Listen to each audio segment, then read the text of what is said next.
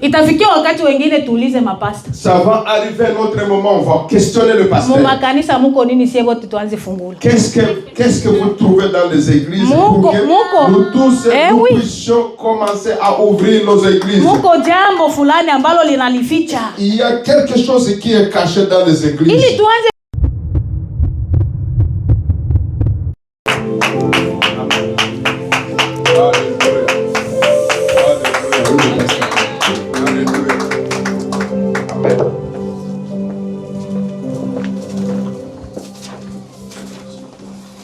Haleluya.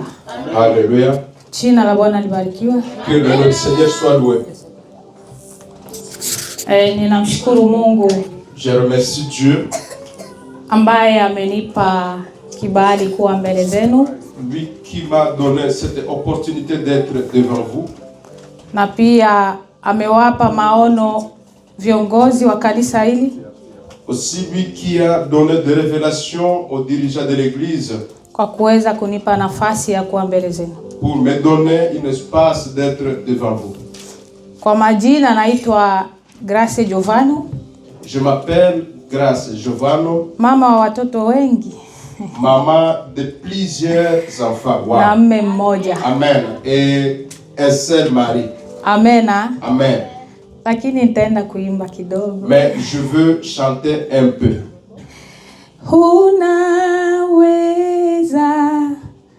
Unaweza Mwokozi, unaweza Mwokozi,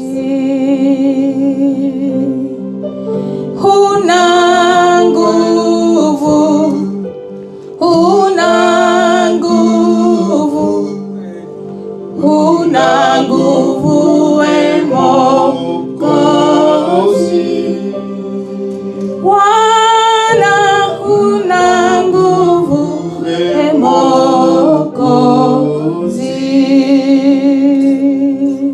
Jina la Bwana libarikiwe. Alléluia. Bila kukawia, sans tarder, tutakwenda kukumbushana neno letu la leo. Nous allons nous rappeler notre parole d'aujourd'hui. Ambalo kichwa chake et qui nous dit que son thème, sikuja kuleta amani duniani, je ne veux pas apporter la paix sur la terre, bali upanga. Mais épée. Sikuja kuleta amani duniani. Je ne suis pas venu amener la paix sur la terre, bali upanga. Mais l'épée. Kichwa chetu cha neno kimetoka kwenye Mathayo. Notre thème vient du Matthieu. Sura ya 10. Matthieu chapitre 10. Mstari wa 34. Verset 34. Hadi 35. À 35. Lakini tutaingia kwanza kwenye utangulizi wa neno. Nous allons dans l'analyse de la parole. Au aliye tayari anaweza. Ou la personne qui est prête peuvent. Mathayo sura 10 mstari wa 34. Donc la personne qui est prête peut nous la lire. Matthieu 10 34. Amena. Amen. Panasema kwamba ça nous dit ceci. Msizani ya kuwa nimekuja kuleta amani duniani. La, sikuja kuleta amani bali upanga. 35. Kwa maana nalikuja kumfitini mtu na baba na binti na mamaye na mkwe mtu. Amen. Amen. En français, quelqu'un qui peut nous la lire? Nous lisons le chapitre 34. Chapitre 10, verset 34. 10, verset 34 à 35. Ouais. Ne croyez pas que je suis venu apporter la paix sur la terre. Je ne suis pas venu apporter la paix, mais l'épée. Car je suis venu mettre la division entre l'homme et son père, entre la fille et sa mère, entre la belle-fille et sa belle-mère. Amen. Amen.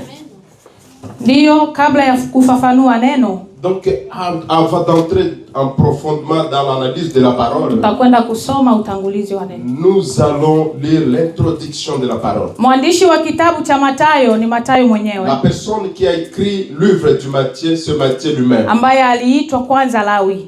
Lui qui était appelé avant Lévi.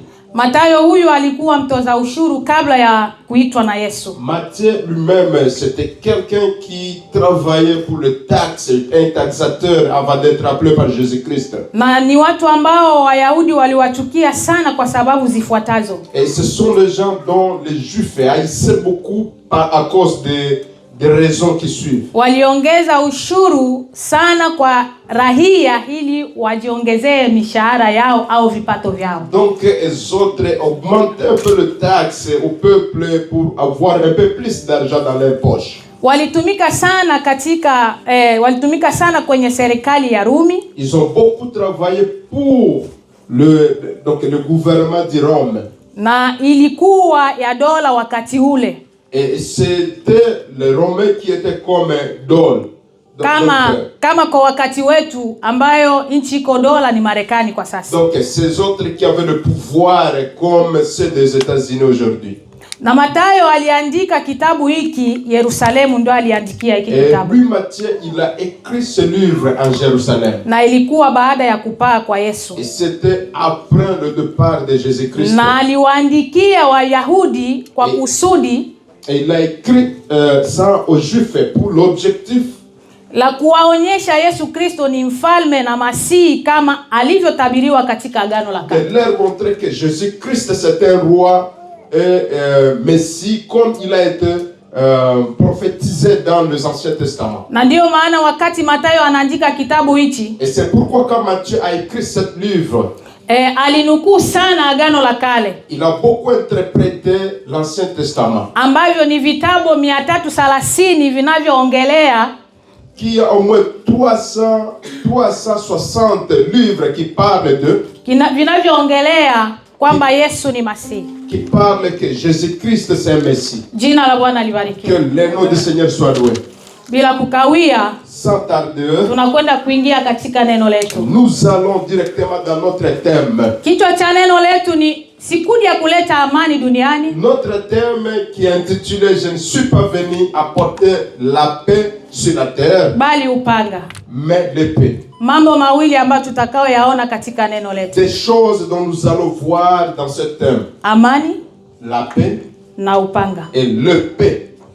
Tunaanza na amani. Nous commençons par la paix. Amani ni nini? C'est quoi la paix?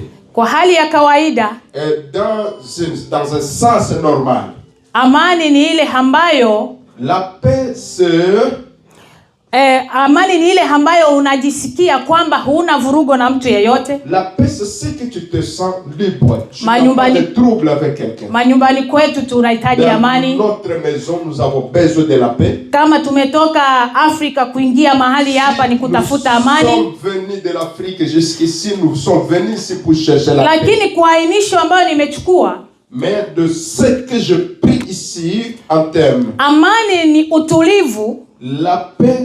La paix, c'est la tranquillité. Au ni hali ya usalama. Ou c'est la situation de la paix, de la tranquillité. Usiokuwa na vurugo yoyote. Qui n'a pas aucun trouble. Amen. Amen. Jambo la pili. Deuxième chose. Upanga. Le paix. Upanga ni nini? Le paix c'est quoi? Upanga ni chombo ambayo sote tunakitumia nyumbani. Le paix c'est un instrument dont nous tous nous utilisons. Na kinatusaidia kwa njia mbalimbali. Ça nous aide dans plusieurs choses. Kwa kukata nyama. Et pour couper la viande. Kukata miti. Et pour couper les arbres. Na kadhalika. Et d'autres choses. Lakini kwa ainisho fupi ambayo nimeiandika hapa. Mais pour la raison donc la définition que moi j'ai écrit ici. Upanga ni usalama anayoutumia mtu. Le paix c'est la paix que la personne utilise. Kujitetea akiwa katika mapambano. Pour se défendre quand il est dans le combat. Jina la Bwana libarikiwe. Que le Seigneur soit loué. Swali linakuja. La question vient. Kwa nini Yesu aseme sikuja kuleta amani duniani bali upanga? Pourquoi pourquoi Jésus a dit, je ne suis pas venu vous apporter la paix, mais le paix. Na Isaya sura ya 9 mstari wa 6 Et Isaïe 6:9 inasema kwamba ça nous dit que umezaliwa mfalme wa amani. il est venu naître un roi de la paix. Jina la Bwana libarikiwe. Que le Seigneur Lazima tujue upanga katika mwili ni upi. Donc nous devons connaître le paix charnellement c'est quoi? Na upanga unafanya kazi gani katika hali ya le mwili? paix fait quel travail? Mwanzo. Donc dans tutasoma katika kitabu cha Mwanzo. Nous allons lire dans Genèse sura ya 34 verset 34 25 à 26.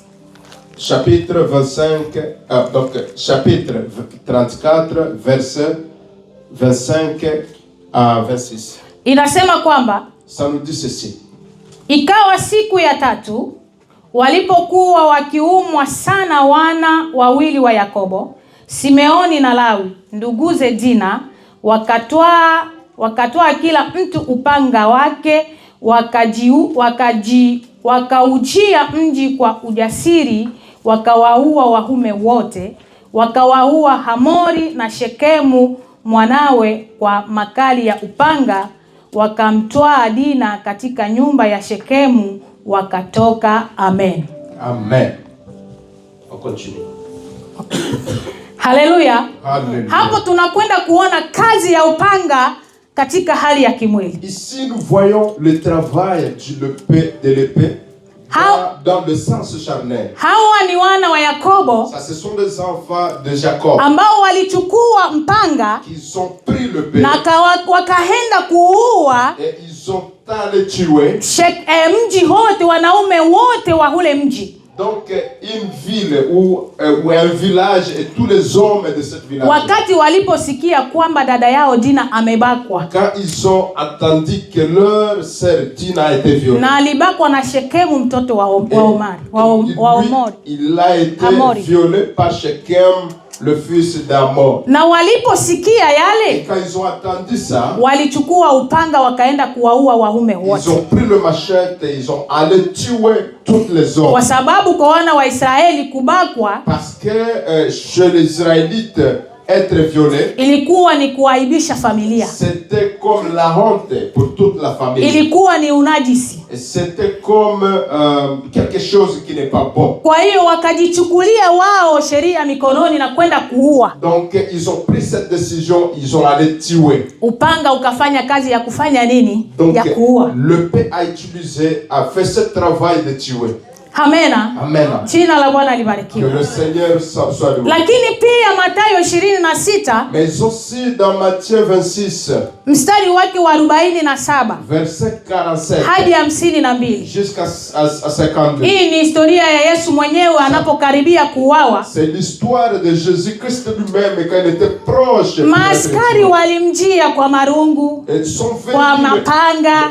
Donc les soldats sont venus avec des machettes, kwa mkuki, avec des lances. Na Yuda akawaambia kwamba yule nitakaye mbusu ndiye mkamateni. La personne à qui je vais donner 10 bisous, c'est la personne que vous allez na kweli alifanya vile. Et il l'a fait de même. Na walipomkaribia kumchukua Yesu kumuua, pour prendre Jésus, mmoja wa wanafunzi wa Yesu, un des disciples de Jésus, alichukua upanga na kukata sikio. Il a pris le pain et il a coupé l'oreille d'un des militaires. Lakini Yesu alichukua lile sikio akalibandika, akamwambia rudisha upanga wako. Jésus a pris cette oreille et il l'a mis à sa place et il a dit à la personne, garde votre épée. Mara moja tumekwenda kuona kazi ya upanga katika hali ya mwili. Donc ici nous voyons le travail de l'épée dans le sens charnel. Unakata mambo mengi. Ça coupe beaucoup de choses. Lakini pamoja na kuua, mais ça tue aussi. Ingawa tumeona matumizi mengi ya upanga katika hali ya mwili. Même si nous avons vu plusieurs façons dont on peut utiliser le pain sisi dans wa Kristo, le sens charnel. Nous les chrétiens. Haitupashi kuweza kutumia aina hizo za upanga. C'est pas bon d'utiliser cette forme de l'épée. Swali linakuja la msingi. Et la question vient encore. Kama tumeona upanga umetumia kwa kuua, si nous voyons l'épée a été utilisé pour tuer. Na sisi hatupaswi kuua. Et nous ne pouvons pas tuer. Ni aina gani ya upanga ambao tunatakiwa tutumie? Quelle sorte de paix que nous devons utiliser? Ni matumizi yapi ya upanga ambao tunatakiwa kutumia? Dans quelle utilité que nous devons prendre le paix? Samueli wa kwanza. Nous allons dans 1 Samuel. Samueli wa kwanza 17. Premier épître de Samuel 17. 17 mstari wake wa 44. Nous allons lire premier épître de Samuel 17 verset 40. 44. 44. Samueli wa kwanza. Samuel, 1 Samuel 17 44. Hakuna wasomi jamani? 44 nasema 44 saluti. Mfilisti huyu akamwambia Daudi, njoo huku kwangu, nyama yako nitawapa ndege wa angani na wanyama wa mwitu. 45. Ndipo Daudi akamwambia yule Mfilisti, wewe unanijia mimi na upanga na fumo na mkuki, bali mimi ninakujia wewe kwa jina la Bwana wa majeshi, Mungu wa majeshi ya Israeli uliowatukana. Amen. Amen. Jina la Bwana libarikiwe. Que le Seigneur soit loué. Jina la Bwana libarikiwe. Que le nom du Seigneur soit loué. Hii ni habari ya Goliati na Daudi. Ça, ce sont les informations ou l'histoire de Goliath et David. Wakati Goliath alipokuwa akitukana jeshi au taifa la Israeli, quand Goliath insultait le peuple d'Israélite ou le militaire d'Israélite, Israeli yote ilikuwa ikiogopa. Toute l'armée d'Israël, toute la nation d'Israël était dans le peur. Na kuona uzoefu ambao Goliath halikuwa nao. Et en voyant l'habitude de Goliath qu'il avait pour se battre. Na wakati alipoona kwamba Daudi yeye anajitokeza kwa kuweza kupigana naye. Et quand il a vu que Daudi il est venu pour se battre avec lui. Kwa hali ya kawaida tu, dans le sens charnel, unaweza ukacheka na kuanza kudharau. Je peux commencer à rire et négliger. Mtu ambaye alikuwa akimezire 3 mètres. Une personne qui mesure 3 mètres. Na anakuja kuona mtu mfupi kabisa ndo anakuja kwamba mimi nitapigana na wewe. Et là il vient de voir une personne qui est courte, qui kwanza anaanza kuona hatatumia energy yake. Et premièrement, elle va voir que ici je n'allais pas utiliser mon énergie. Akamdharau sana. Donc il a négligé David. Akamwambia kwamba leo, il lui a dit que aujourd'hui, nyama yako, votre viande, nitawapa ndege, votre chair je vais donner, na mbwa mwitu watakula nyama yako. Je vais donner aux oiseaux et aux chairs et je vais donner aussi aux loups. Tusikilize basi jibu ambalo Daudi aliweza kusema. Ici maintenant nous allons écouter. Daudi hakukuwa na uzoefu wowote wa vita. David n'avait pas l'expérience de la guerre. Kwa kimo ambacho Goliath alikuwa nacho, Daudi alikuwa hafikii. À son taille de Goliath, lui il était trop petit. Laiti angemjia na yeye na marungu na mikuki na mipanga, peut-être si il pouvait aussi venir avec les lances, asingeweza chochote.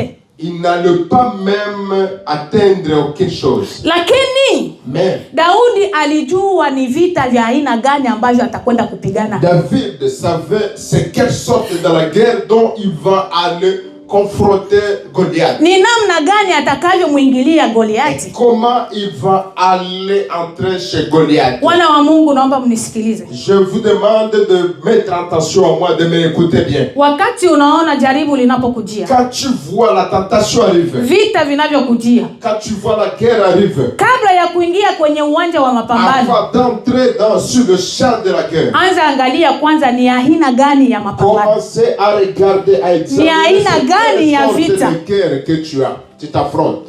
Kwa sababu ukijua, parce que si tu sais, utajua namna ya kupigana vita. Tu sauras comment se battre. Na pale ambapo Daudi alipojua ni aina hipi ya vita, et quand David alimjibia Goliati, Et quand David a eu la connaissance, mimi sikujii kwa mapanga na marungu, il a répondu à Goliath, moi je te kwa sababu sina uzoefu wowote, parce que moi je n'ai pas aucune expérience, sina nguvu yoyote, lakini ninakujia kwa jina la Bwana wa majeshi. par le nom de Dieu des armées. Amen. Na akachukua jiwe akatwanga. Et il a juste pris une pierre. Lile jiwe kwa hali ya mwili unaweza kuiona ni kitu cha kawaida. La pierre dont il a utilisé charnellement, tu peux voir comme une chose normale. Kwa akili yangu niliimagine ni malaika ndio walisukuma ile jiwe ikawa kimoa kitu kikubwa hivi kikamtwanga. À mon intelligence, je pensais à peut-être ce sont les anges qui sont venus et prendre cette pierre-là et faire une grosse pierre et aller juste écraser sa tête. Kama Mkristo, comme un chrétien, hautakiwi kuwa na, ina maana mtu anasimama anainuka kukuweza kukuchamba kwenye mitandao ya kijamii. Comme un chrétien, tu ne peux pas avoir cette attitude. Tu Na vois quelqu'un qui se met debout dans les réseaux sociaux, qui commence à te citer. Na wewe unasimama unatia video. Et toi aussi, tu te lèves, tu mets une vidéo. Ngoja na mimi ni mchambe. Moi aussi, je dois lui répondre. Daudi angejua vile asingeshinda vita. Si David prenait cette sens-là, n'allait pas vaincre cette guerre. Alitumia neno. Il a utilisé la parole. Amen. Haleluya. Amen. Alitumia neno. Il a utilisé la parole. Muache ule mtu kwa sababu ukipambana naye yeye anajibia na wewe unajibia, hautashinda. Laisse cette personne. Au contraire, unajizaraulisha. Si la personne se lève et toi aussi tu te lèves, il t'insulte et toi tu réponds. Kwa sababu tu ne vaincras jamais. Wale wanaowafuatilia, parce que les gens qui suivent ça, watawajua kiundani zaidi. Ils vont vous comprendre intérieurement. Na vile unavyoviongea, et tout ce que tu parles, ndio itakuwa fimbo kwako. C'est ce qui sera le paix, c'est ce qui sera de fouille. Unachotakiwa kufanya ni nini wewe? Ce que tu dois faire toi, c'est quoi? Ni kuingia kumwambia Mungu. C'est entrer et dire au Seigneur. Ulisema vita vyetu si vya mwili na nyama na. Notre guerre, c'est pas guerre charnelle. Kwa hiyo hili ulilijua kuwa litatokea. Maintenant, tu savais que ça devrait arriver. Badala yangu mimi wewe upigane. Donc, à ma place, combattons. Tunashindwa kujibia baadhi ya mambo yetu. Donc nous sommes incapables de répondre pale ambapo tunakwenda kuingilia personalite ya Mungu. La manière où nous entrons dans la guerre de Dieu, dans sa personnalité. Kwa sababu kama Mungu ameshatuambia sisi kwamba vita si vyetu. Parce que quand Dieu a déjà dit que la guerre ce n'est pas la nôtre. Kwa nini ujisumbue na wewe kamata kamera na kuanza jifilme na mimi utaniona unajizaraulisha? Tu vas te perturber d'aller prendre ton téléphone donc te filmer. Toi aussi tu me verras aujourd'hui. Qui suis-je? Na sio tu kujizaraulisha. Et c'est pas juste que tu vas te faire négliger. Angalia jinsi wanadamu wanakuaga. Regardez comment les hommes sont. Kama uko Mkristo wa kanisa hili. Si toi tu es chrétien de cette église. Swali la kwanza la msingi. La première des questions. Anaingiliaka wapi? La première des questions, lui, il entre dans quelle église? Pasteur wake ni nani? C'est qui son pasteur? Pasteur ndio alimutuma. Est-ce que c'est le pasteur qui l'a envoyé? Kanisa ndio ilimutuma. Est-ce que c'est l'église qui l'a envoyé? Na mbaya zaidi, et mal, plus mal. Unaaibisha Mungu. Donc toi, tu fais la honte à Dieu. Amen. Unaaibisha Mungu. Tu fais la honte à Dieu. Kwa sababu itakujia vigumu mwambie Mungu Yesu, mpendwa Yesu anakupenda. Donc ça sera difficile de parler à cette personne. Ataenda kujirefere kwa ile video yako yenye ulisimamaka ukajifilme na ukaanza tukana watu. Ça sera difficile d'aller évangéliser une personne que Jésus t'aime. La personne va se référer à ton vidéo que tu as répondu à la personne. Jina la Bwana libarikiwe. Que le Seigneur soit loué. Yesu alipojua kwamba quand Jésus-Christ a eu la connaissance que kuja kwake na kutangazwa kwa neno lake kutaleta mgawanyiko wa donc son arrivée ici sur la terre et la proclamation de sa parole, ça amènera de division entre les familles. Alijua kwamba familia zitakwenda kutengana. Donc il a su que les familles seront divisées. Na zitatengana namna gani? Et comment elles seront divisées? Mimi nikiwa Mkristo. Si moi je suis un chrétien. Kaka yangu Muislamu. Et mon frère c'est un musulman. Tutaelewana? Est-ce que on va s'attendre? Hatutaelewana. On ne peut pas. Mbili, ukiwa na upanga wa neno la Mungu. De deux, si tu as le paix de la parole de na Dieu. unasimamia kweli. Et toi tu hamutaelewana. sortir la vérité, vous ne vous comprenez pas. Jina la Bwana libarikiwe. Amen. Hata mtoto na baba mtatengana. Même père et son enfant, vous allez vous diviser. Kwa sababu watoto hawa ambao tunaishi nao, Parce que les enfants dont nous vivons, na ulimwengu wa mitandao, dans cet monde de réseaux uko sociaux, naye ndani, kumbe mwenzako anajiunga kwenye vyama vingine. toi tu es avec lui à l'intérieur, alors lui il se relie avec d'autres groupes. Sasa unapotaka kumsogeza ili ajisogeze karibu na Yesu, Alors si toi tu vas aller lui chercher pour lui faire s'approcher de Jésus-Christ, unaleta uhasama kati yako wewe baba na mtoto. tu amènes des problèmes entre toi, papa et l'enfant. Nimetoa mfano wa Ibrahimu. Je donne l'exemple de Ibrahim. Ibrahimu alitengwa na familia, Ibrahim, lui, il a été excommunié, donc il a été séparé de sa famille, ndugu, ses frères, marafiki wa karibu, ses amis proches, hata na nchi yake même son pays. iliweza kumtenga Ibrahimu. Donc il a été séparé de tout. Na cha kujua ni kwamba kama mtoto wa Mungu, Et de ce que tu dois savoir comme l'enfant de Dieu, unapokuwa na upanga wa neno la Mungu, ni lazima ukubali kujitenga na mambo fulani quand tu as fulani. l'épée de Saint-Esprit, de la parole de Dieu, tu dois te séparer de certaines choses. Kuingia kwenye mitandao ya jamii sio vibaya, Entrer dans les réseaux sociaux, c'est pas mal. lakini swali ni kwamba unaingia kwa objectif gani? Mais la question c'est, tu entres là dans quel objectif? Unaingia kufanya nini? Tu vas là-bas pour faire quoi? Mtu yeyote ambaye amejiheshimia sio mtu wa kuonekana kwenye mitandao ovyo ovyo. La personne qui se respecte, c'est pas une personne qui peut se montrer sur les réseaux sociaux. Ifikie wakati wanauliza eske fulani anakuaka? Si, et pensez-vous si quelqu'un peut poser la question, est-ce que telle personne existe encore? Mwanadamu hana kizuri. L'homme ou l'être humain n'a pas de bonnes choses. Utakapoonekana kila mara kwa mitandao, huyo naye anazidi. Quand on te voit à chaque fois sur les réseaux sociaux, lui aussi il Ni exagère. fulani ase na kamkono anapitisha pale pio. Et là, il va mettre comme ok, bon, lui aussi il exagère. Unazidi, unatia sasa inakuwa tane chambo Il exagère. abakebe. Donc les autres, ils vont voir comme si tu es exagéré. Ça Kubali kutengwa kama Ibrahimu alivyotengwa ili Mungu akutumie zaidi. Donc accepte d'être séparé comme ce que Ibrahim a été séparé. Mungu hawezi être plus utilisé par Dieu. Mungu hawezi kukutumia na bado anaona unakumbatia mambo yako mwenyewe. Dieu ne peut pas t'utiliser comme il faut alors qu'il te voit, tu embrasses toutes tes propres choses à toi. Lazima akutenge Donc il doit te séparer ili uweze kusimamia kwenye haki yake. pour que tu puisses continuer dans sa vérité. Ukipenda kujua habari za Ibrahimu alivyotengwa, Si tu veux voir, tu veux connaître comment Ibrahim a été séparé, ni Mwanzo 12 c'est Genèse 12, 1 hadi mstari wa 2. 1 jusqu'à 2. Ni lazima tujue unapokuwa na upanga wa neno la Mungu, Nous devons connaître, si tu as le paix de la parole de Dieu, asili ya neno la Mungu ni kuchoma. donc l'origine ou la nature de la parole de Dieu, c'est brûler. Ni kuchoma na kutenganisha. Brûler et séparer. Hapo tutasoma Waebrania 4 Là, nous allons lire dans Hébreux 4. 12. Hébreux 4, 12. Hébreux 4, Alléluia. 12. Amen. Hébreux 4, 12. Aliye tayari anaweza kusoma. Si la personne trouve ça, ils peuvent nous la lire. Hébreux 4, 12. Inasema maana neno la Mungu li hai, tena lina nguvu, tena lina ukali kuliko upanga wao wote ukatao kuwili, tena linachoma hata kuzigawanya nafsi na roho na viungo na mafuta yaliyomo ndani yake, tena lijepesi kuyapambanua mawazo ya kusudi ya moyo. Jina la Bwana libarikiwe. Amen.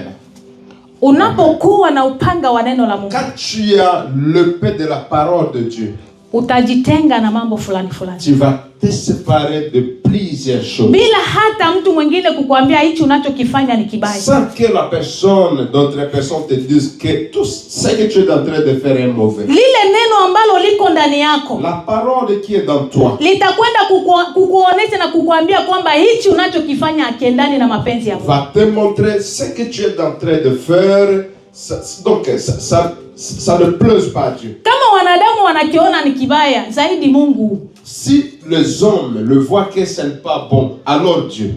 Kitakwenda kukutenga na anasa za dunia. Donc ça va te séparer de tout ce qui est de ce monde. Na unapokuwa na upanga wa neno la Mungu ndani yako, et si tu as le paix de la parole de Dieu dans toi, utakuwa mtu wa kwanza kujitenga na dhambi. Dhambi haiwezi kuwa. Tu seras la première personne qui va te séparer du péché. Hauwezi kutenda dhambi tena. Tu ne peux pas commettre de péché. Hauwezi kuonekana tena wewe ndio uko nyuma ya banamuke ya wenzako. On ne peut pas te voir derrière les femmes. Hauwezi kuonekana kwenye makundi ya kuuzisha sijui sigara, sijui drogue. Haiwezi. On ne peut pas te voir dans les groupes de vendre de drogue. Kwa sababu lile neno sasa ndio anakuwa kiongozi wako. Parce que c'est la parole qui devient comme votre guide. Neno lenyewe litakukataza hiki sio kizuri. La parole va t'empêcher de ne pas faire ça. Limesema linaona mawazo ya moyo ya ndani. Parce que la parole même voit les pensées qui est à l'intérieur de toi. Siliko ndani yetu. C'est parce haiko mbali. Elle est dans toi. Na anapokuwa ndani humo ndani atasema hichi sio kizuri. Parce que lui qui est à l'intérieur, là à l'intérieur, il te dira ça c'est pas bon. Unapokuwa na upanga wa neno la Mungu, quand tu as le paix de la parole de Dieu, utakuwa mtu mwenye kupenda vyeo. Tu ne seras pas une personne qui veut de titres. Merci. Hallelujah. Alléluia. Amen. Tunapenda vyeo kwa sababu neno la Mungu aliko ndani. Nous voulons des titres parce que la parole de Dieu n'est pas dans nous. Jina la Bwana libarikiwe. Amen. Que le nom du Seigneur soit loué. Kama tumefikia kwa hili tulilofikia ni kwa sababu ya kupenda vyeo. Si nous arrivons là où nous sommes arrivés, c'est parce que nous aimons des titres. Itafikia wakati wengine tuulize mapasta. Ça va arriver un autre moment, on va questionner le pasteur. Muma kanisa muko nini sie wote tuanze fungula. Qu'est-ce que vous trouvez dans les églises pour que nous tous nous puissions commencer à ouvrir nos églises? Muko jambo fulani ambalo linalificha. Il y a quelque chose qui est caché dans les églises. Ili tuanze fungula itwe kanisa ya familia fulani. Pour que nous puissions aussi commencer à ouvrir l'église. Kwa sababu hatuwezi kupigania vyeo na hatuna mshahara ambao tunapata. Amen. Tulisema tumepewa, Mungu alisema tumepewa bure na tutowe bure. Parce qu'on ne peut pas se battre pour le titre alors que nous n'avons pas de salaire. Tu as dit que nous sommes donnés pour rien, nous devons aussi donner pour rien. Waumini. Allons l'église. Tufanye kikao tuulize mapasta. Donc nous devons faire une réunion Amen. Hey. Pour questionner au pasteur. Tuulize mapasta muko nini mukufungula makanisa? Qu'est-ce qui se trouve? C'est quoi le secret dans les églises? Tusicheke inaleta huzuni. Il ne faut pas rire parce que ça donne donc l'amertume. Angalia taifa la weusi ambao liko hapa Trois-Rivières. Regarde la population de noirs qui se trouve Ingekuwa ici tuko à kitu kimoja kama tumeshafanya vitu vikubwa. Si on allait juste rester dans l'unité, on devrait faire beaucoup de choses. Kazi tusingeenda tunaitafutia kwa wazungu, sie wenyewe tungetengeneza kazi zetu. Nous n'allons pas aller chercher le travail chez les autres, on allait créer nos propres travaux. Lakini juu ya kupenda vyeo mpaka nikuwe hivi. À cause de vouloir le titre, il faut que je sois comme ça. Sasa hao wanaojiita hao kusema mimi nataka niwe hivi hao ndio wanasumbua ambao wameitwa na Mungu. Les gens là qui sont là pour dire moi je dois être comme ça. Ce sont les gens qui perturbent ceux qui sont appelés par Jésus. Kwa sababu wanatumia ile mamlaka yao kwa kuweza kuangamiza wale ambao ni watumishi wake. Parce qu'ils vont utiliser leur pouvoir pour détruire ceux qui sont appelés avec Jésus. Viongozi mwe mnakaa na kuomba mbele ya kuteua mtu awe msimamizi wa kina mama au sijui pasta au kuwa nani. Donc le serviteur de Dieu, vous devez prier beaucoup avant d'aller choisir quelqu'un et lui dire toi tu vas être là pour tel département. C'est pas n'importe quoi. Unaangalia je ana neno lile neno analifanyia kazi? Tu regardes est-ce que tout d'abord la personne a la parole de Dieu dans lui? Kwa sababu la parole de Dieu fait du travail. Ukiwa na upanga wa neno la Mungu lazima lile neno ndio uliishi. Lile neno ndio litakuwa linaishi badala yako. Donc si tu as le paix de la parole de Dieu dans toi, C'est la parole qui va vivre à ta place. Donc les gens verront la parole, verront les actions, les actes de cette parole-là. Unapokuwa na upanga wa neno la Mungu, si tu as l'épée de la parole de Dieu, utakuwa mtu wa kujitenga na uovu wowote. Toi tu seras la personne qui se sépare de toutes sortes de l'iniquité. Donc du péché. Neno la Mungu linasema tafuteni kwa bidii kuwa na amani na watu. Et la parole de Dieu dit ceci: cherche la paix avec tout le monde. Kwa sababu kuna tofauti wa dhambi na uovu. Parce que il y a la différence du péché et du mal. Na pale unapoona umekosea mwenzako, tumeambiwa tufanye nini? Tutengeneze sisi kwa sisi. Et quand tu vois que tu as fait mal à quelqu'un d'autre, la Bible nous dit il faut aller arranger entre nous. Lakini kwanza sisi ndo tunajaa kiburi. Mais premièrement, c'est nous qui sommes pleins de l'orgueil. Unapokuwa na kiburi ya uzima ufiki popote. Quand tu as l'orgueil, tu ne peux aller nulle part. Unapokuwa na neno la Mungu haiwezi kukuweka kukuonesha kuwa una kiburi ya uzima namna hiyo. No. Si tu as la parole de Dieu, donc on ne peut pas voir l'orgueil chez toi. Kwa lugha nyingine Yesu ndo anaishi ndani yako. Dans d'autres termes, si tu as la parole de Dieu, c'est Jésus lui-même qui habite dans toi. Hapo mwanzo kulikuwako neno, naye neno alikuwa kwa Mungu. Donc au début, au commencement, il y avait la parole et cette parole était Dieu. Kwa sababu Yesu ndo atakuongoza sasa. C'est parce que c'est Jésus-Christ qui va te guider, c'est Jésus-Christ qui va te diriger. Yesu ndio atakwambia fanya hivi. C'est lui, Jésus-Christ, qui te dira fais ceci. Hicho unachokiendea kiendani na mapenzi yako. Ce que tu es en train de faire, ça ne me plaise pas. Jina la Bwana libarikiwe. Que le nom du Seigneur soit loué. Inaleta huzuni sana watu. Donc ça donne de l'amertume. Gawanyika haina maana. Donc les séparations toujours. Kaeni chini na kuteua watu ambao watakaoongoza kazi ya Mungu. Donc restez assis et cherchez les gens qui vont diriger l'œuvre du Seigneur. Adui unapompa nafasi ya mbele ndio anapata nafasi ya kuweza kuangamiza. Parce que l'ennemi, quand tu lui donnes l'espace d'aller en avant, c'est là où il va avoir le pouvoir de te détruire. Amen. Tunapokuwa na neno la Mungu ndani yetu, quand nous avons la parole de Dieu dans nous, tunaambiwa sisi ni maskari. Donc nous sommes nous sommes de l'armée, nous sommes des soldats, des militaires. Huna sababu yoyote ile. Tu n'as pas aucune raison ya kuweza kukataa kwamba siwezi nikaacha kwenda kanisani kwa sababu ya hili jambo. Tu n'as pas aucune raison qui peut te faire de ne pas aller à l'église à cause de ça et ça. Maana tumeambiwa tafuteni kwanza ufalme wa Mungu na haki yake. Parce que nous sommes dites, cherchons tout na mengine yote tutakwenda kuzidishiwa. Sasa neno linapokuwa ndani yako neno, donc si la parole est dans toi, utasimama kama askari. Toi tu vas te mettre debout comme un soldat militaire. Neno litakwenda kukusimamia. La parole va se mettre devant ta place. Ukitaka ujue kuona neno jinsi lilivyo linatuambia kwamba sisi ni maskari wa Yesu. Si tu veux savoir comment la parole nous dit que nous sommes les soldats, le militaire de unaweza Jésus, kusoma Filemoni 1 mstari wake wa 2. Tu peux aller lire dans Philémon chapitre 1 verset 2. Na Timotheo wa 2 sura ya 2 mstari wake wa 3. Deuxième Timothée 2 verset 3. Sasa basi, alors tuko kwenye mapambano. Nous sommes dans le combat. Tuko kwenye vita. Nous sommes dans la guerre. Na vita vyetu ni vya kiroho. Et notre guerre, c'est une guerre spirituelle. Ni lazima tuweze kuzivaa silaha. Donc nous devons nous vêtir. Silaha za kuweza kumshinda Nous devons nous vêtir les outils, les armements pour vaincre le diable. Ni silaha ipi ambayo tunaweza kuivaa? C'est quoi les armements que nous devons nous vêtir pour vaincre le diable? Ni silaha ipi ambayo tunaweza kuitumia kwa kuweza kupambana na adui? Nous devons utiliser pour se battre avec l'ennemi. Silaha ya kwanza, premièrement des outils. Ni kudumu katika kweli. Armement, donc restons dans la vérité. Neno likiwa ndani yako ni vigumu kudanganya. Si la Bible, si la parole est dans toi, c'est difficile de parler de mensonges. Alléluia. Alléluia.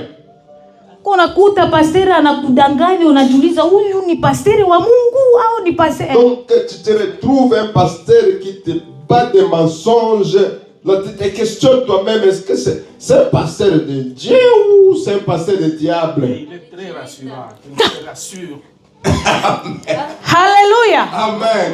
Kweli ya Mungu itakuwa ndani yako. Donc, la vérité de Dieu sera dans toi. Amen. Haleluya. Hallelujah. Kwa sababu sio wewe unayeishi tena. Parce que ce n'est pas toi qui vis. Ni lile neno ndio linaishi ndani yako. C'est la parole. Na neno ndio kweli. La parole qui vit dans toi. Et cette parole, c'est la vérité. Alléluia. Wakorinto wa pili sura ya 6 mstari wa 5 hadi wa 7. 2 Corinthiens 6, 5 à 7. Haleluya. Notre lecteur, papa pasteur, révérend pasteur Dunia. Wakorinto wa pili 2 Corinthiens sura ya 6 mstari wa 5 hadi 7.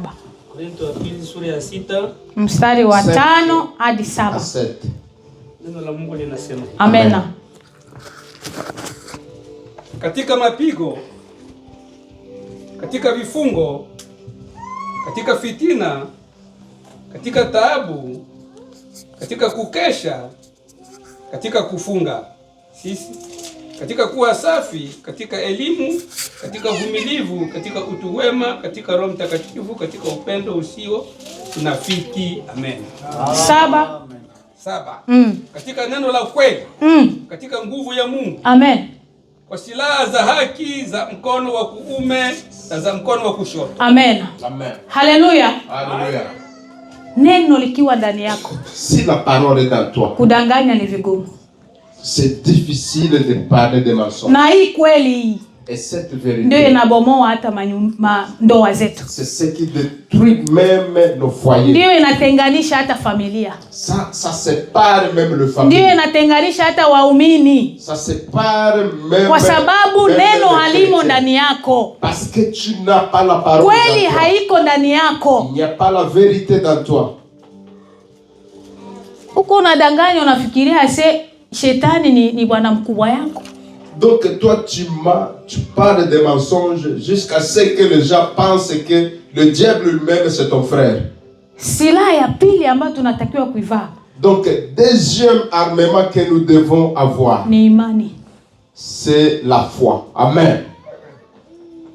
Ukiwa na imani mambo yote Si ni tu shwari. as la foi dans toi, toute chose sera correcte. Ni silaha ambayo tunaambiwa tuweze kuitumia kwa kuweza kupambana na yule adui. Donc la foi, c'est un autre armement que nous devons utiliser pour se battre avec l'ennemi. Utaisoma kwenye sura ya 6 mstari wa 14 hadi 16. Là, tu peux lire dans le même livre, dans 6. Hatutasoma. Ninawapa wale wanaoandika. Donc ça, tu peux écrire, tu dois le lire à la maison. 6, 14 à 16. 2 Corinthiens. Efes. Donc Ephésiens 6, 14 à 16.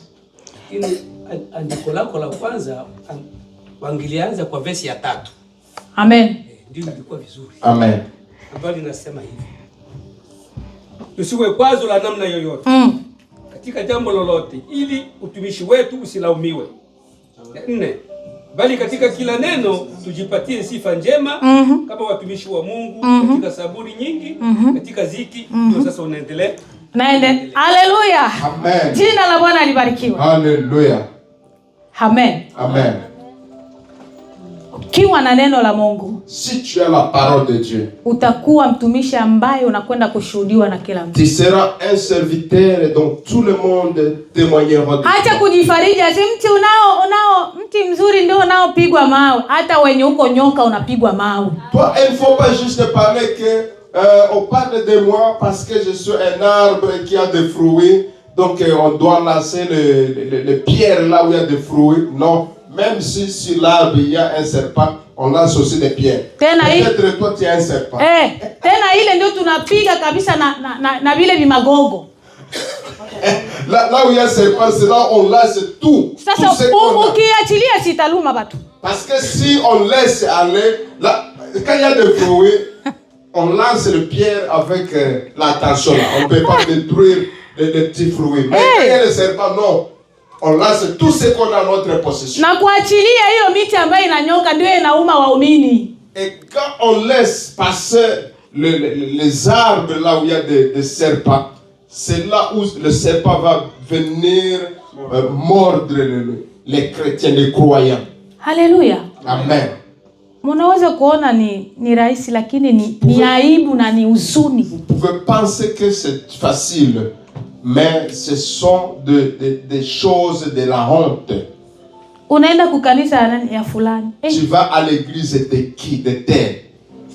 Kumbe fulani ashakuwa na kanisa. Alors, tel aussi a déjà l'église. Wow. Huzuni sana. Ouais.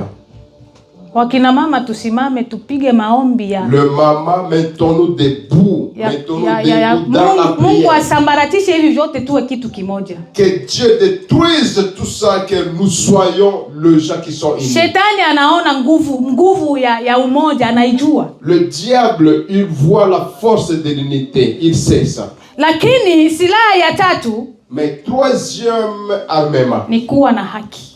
C'est avoir avoir la vérité. Haki, la certitude. Haki. Certitude. Amen. Amen. Haki ikiwa ndani yako, et si tu as la certitude dans toi, lazima itakwenda kuonekana. Donc ça va se voir. Ngoja niwaambie kitu kimoja. Laisse-moi vous dire quelque chose. Hiki ambacho kinaongea hapa ni huyu ambaye iko hapa ni kinyumba ya huyu anayeongea hapa. Donc ce qui est ici, ce que vous voyez ici devant vous, c'est la maison de la personne qui parle devant vous. Yote yatakayojidhihirisha kwenye huu mwili, tout ce qui va se manifester sur cette chair ici, itaanzia ndani. Ça va commencer à l'intérieur. Hili uwe mwizi, ulianza kupanga utaiba simu ya mchungaji muda mrefu. Pour être voleur, tu as programmé que je veux voler le téléphone du pasteur depuis longtemps. Alafu ule mtu wako wa ndani anapatia viungo vifanye kazi. Alors la personne à l'intérieur, il a donné faveur donc à tes parties ou les organes d'aller faire le travail. Ndio maana unaona miguu inafanya hatua ya kutembea. C'est pourquoi là tu vois les jambes font la. Ndio maana unaona mkono unafanya hatua ya kuchukua. C'est pourquoi là tu vois. Lakini ile zambi ilianzia wapi? Nataka kusema nini? Le péché a commencé à l'intérieur. Qu'est-ce que je veux dire? Ili kwamba ukiwa na haki ndani yako itakwenda kujidhihirisha hata huko. Si tu as la vérité dans toi, ça va se manifester même à l'extérieur. Haleluya. Amen. Hauwezi kutumika, viungo vyako haviwezi kutumika ambavyo havikupewa kwanza ordonnance na mtu wako wa ndani. Donc tes organes ne peuvent pas rien faire sans l'ordonnance qui vient à l'intérieur. Lakini hiyo tutaipata kwenye Efeso 6 mstari wa 14. Ça tu peux aller dans l'Ephésiens 6:14. Haleluya. Amen. Haleluya. Haleluya. Lakini jambo la 4, mais quatrième armement, ni wokovu. C'est du salut. Naokoka. Je suis salé. Unavyovitenda vinafanana kweli na wokovu? Est-ce que ce que tu es en train de faire est similitude de la salutation? Hatuambii kweli kuwa mlokole njoo kuwe bumbafu, hapana. Non, on ne dit pas que être chrétien c'est être abruti, donc tu dois être une personne inutile, non. Simamia kweli na misingi ya Mungu. Donc toi mets-toi debout. Bale kwenye kuko zambi kemea. Mets-toi debout. Si tu vois quelque chose comme du péché, tu dois réprimander. Sio kwa sababu uko mlokole ndio mtu aje na upanga akuue na uko naona, hapana. Ce n'est pas parce que tu es un chrétien que quelqu'un viendra avec la machette et te tuer et que tu es en train de voir. Non. Haleluya. Alléluia. Tuseme tuko walokole na hali yetu aspect extérieur yetu ioneshe kweli tuko walokole. Disons nous sommes des chrétiens, mais il faut que notre aspect extérieur manifeste ça, témoigne, confirme cette chrétienté qui est dans nous. Yuda alitambulika ni mwanafunzi wa Yesu. Eske yeye nani? Sio Yuda, Petro. Eske Petro aliongeaka pale? Hakuongeaka na mtu, kwanza alikuwa anaenda na fichama wakati wanabaisha mkamata Yesu. Pierre, il a été découvert qu'il était disciple de Jésus-Christ. Est-ce qu'il a parlé? Non. C'est juste sa façon de se mobiliser. Ça manifestait qu'il était un disciple de Jésus. Alléluia. Alléluia. Kutembea kwa Petro ndio kulimtam. Kutembea tu. Ile tena iko naenda na sijui wanaita nini mkiswahili. Anaenda ananyatia, Donc sa façon de se mobiliser, sa façon de marcher, et là il marchait tranquillement. Kwa hali ya kawaida hauwezi ukajulikana kwamba wewe ni mtumishi ni mfuasi wa Yesu, no? On peut pas te connaître comme si tu es un disciple de Jésus-Christ comme ça. Ni neno lilikuwa ndani ya Petro ili litambulishe. Qui était dans Pierre qui a démontré qu'il était un disciple de Jésus. Kwa sababu hali yake yote, lile neno lile lilimgeuza na hali yake yote ya nje ikamsababisha atambulike kuwa yeye ni mmoja wa wanafunzi wa Yesu. La parole a même changé son aspect extérieur pour qu'il puisse reconnaître qu'il est un disciple de Jésus-Christ. Kazini kwako unatambulikaje? Comment on te reconnaît à ton travail, toi? Nyumbani kwako, majirani na wengine. Toi, le voisin, ils te prennent comment? Lakini neno ambayo utakalomalizia nalo ni neno la Mungu. Mais la parole dont nous allons terminer avec, c'est la parole de Dieu. Baba, unaweza kusomea Rumi? Papa, tu peux nous lire dans Romains 13 mstari wa 13, 12.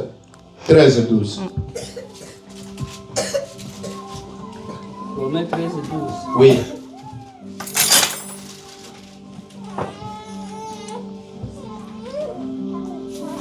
Neno la Mungu linasema hivi: usiku umeendelea sana, mchana umekaribia, basi na tuyavue matendo ya giza na kuzivaa silaha za nuru. Amen. Haleluya. Haleluya. Zaburi anasema neno lako ni taa ya miguu yangu na mwanga wa njia zangu. Psaume nous dit que votre parole est le lampe de mes pieds. Na ifikie wakati lile neno lililo ndani yetu. Donc il faut que la parole qui est dans nous litambulishe aspect extérieur yetu. Que ça démontre, ça confirme notre aspect extérieur. Kwa sababu wakati umeenea lile ambalo unafikiria kwamba unalifanya kwa uficho, muda umeenea ya yale mambo yote kuweza kufunuliwa. Parce que le temps arrive, tout ce que tu penses que tu fais en cachette, le moment arrive que ça soit reconnu extérieurement. Uko wa Trois-Rivières unaenda fanyia zambi Toronto. Toi tu es de Trois-Rivières, tu t'en vas faire le péché à Toronto. Cha ajabu, kabla hujawasili Trois-Rivières zambi yako ishafunuliwa. Avant d'arriver à Trois-Rivières, votre péché est déjà ouvert. Fulani alikuwa huko, tulimuona hoteli fulani. Tel était ici, on l'a trouvé dans tel hôtel. Wana wa Mungu, tusione maneno ya Mungu kuwa ni kawaida. Donc les enfants de Dieu, il ne faut pas prendre la parole de Dieu comme quelque chose. Tuyaishi ni amina na kweli. Ça nous avons vécu. Hata neno lenyewe litutambulishe. Laissez la parole de Dieu de nous. Hata mahali popote ulipo utambulike bila wewe kujitambulisha. Laissez la parole te représenter. Toi tu ne peux pas te présenter. Alléluia. Amen.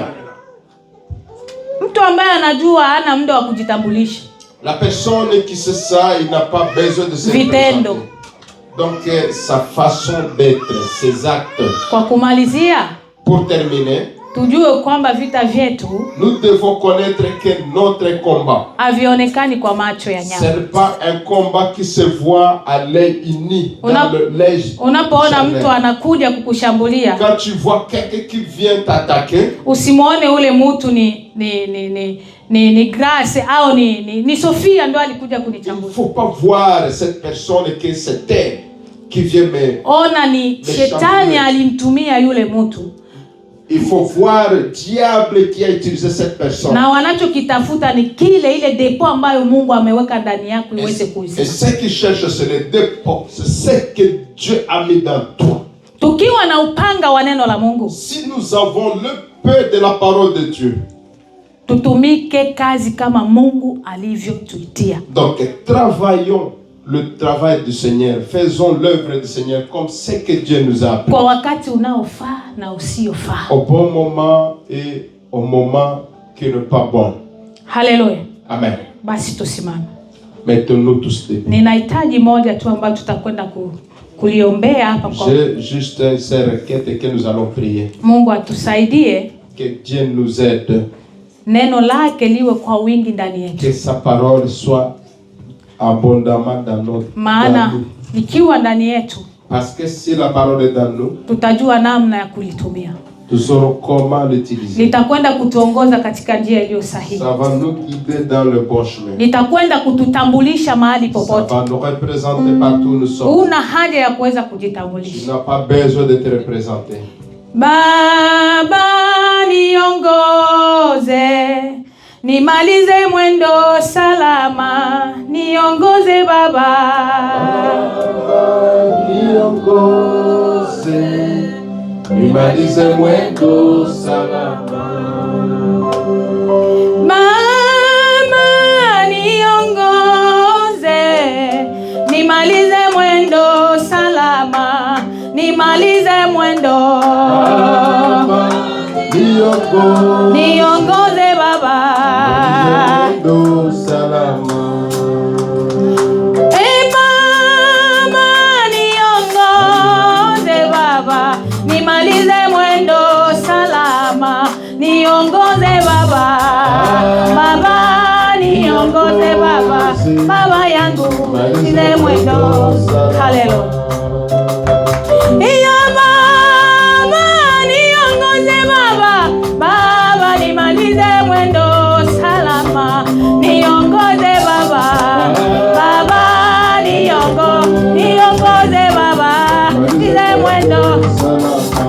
Watosha Bwana. Oh Baba niongoze, nimalize mwendo salama, niongoze Baba. Baba niongoze Baba, nimalize mwendo. Iya nimalize mwendo salama. Oh Baba nimalize mwendo salama. Baba nimalize mwendo salama. Baba tumalize mwendo salama. Oh tumalize mwendo salama. Oh tumalize mwendo salama. Baba tumalize mwendo salama. Tumalize mwendo salama.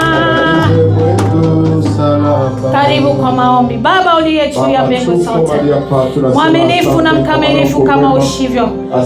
Baba tumeweka asante kwa neema yako na rehema zako ambazo zimetuwezesha tuweze kuwa siku ya leo machoni pako. Neno hili kwa hali ya mwili hatuwezi, lakini Bwana Roho wako haendelee kutuwezesha Bwana, tuweze kulishika neno lako sawa sawa na mapenzi yako. Tuwe watenda kazi wa neno lako, tufanye kazi sawa sawa na neno lako linavyosema. Yesu, hacha neno liendelee Bwana kututambulisha. Hacha neno Bwana liendelee kutuongoza. Hacha neno liwe taa ya miguu yetu. Hacha neno liendelee kutenda kazi katika maisha yetu. Utuwezeshe Bwana. Neno hili shetani hapendi kabisa liweze kufanya kazi ndani ya watumishi wako. Lakini Bwana tunaye Mungu mweza wa yote, anayetuwezesha, anayetufanya tuweze mambo yote kwa sababu yeye anatutia nguvu. Unaweza Bwana, unaenea kwa sababu wewe ni Mungu wetu. Hakuna aliye kama wewe. Utawala wako utamalaki ndani ya nyumba hii. Utamalaki katika kanisa hili. Uliongoze Bwana. Wewe peke yako neno lichukue uskani Bwana wa kuongoza kondoo. Asante kwa sababu wewe ni Mungu wa yote. Unatosha, unaenea. Hakuna aliye kama wewe. Mungu wa kweli na wa haki. Asante kwa sababu wewe ni mweza wa yote. Walio wagonjwa wakapokea afya. Wenye mahitaji mbalimbali wakapokea nguvu. Wakapokea majibu ya mahitaji yao. Katika jina la Yesu Kristo. Wewe ni Mungu. Wewe ni Baba ambaye hauachi walio wako. Hautatuacha tupotee milele, bali utakwenda kutu kutusimamia, bali utakwenda kutuongoza. Tunakwenda kufunga kila upenyo ambao shetani anaweza kutumia kwa kuweza kuangamiza watu wako. Asante kwa sababu wewe ni mwema. Oh, haleluya. Nimalize mwendo salama. Asante kwa maana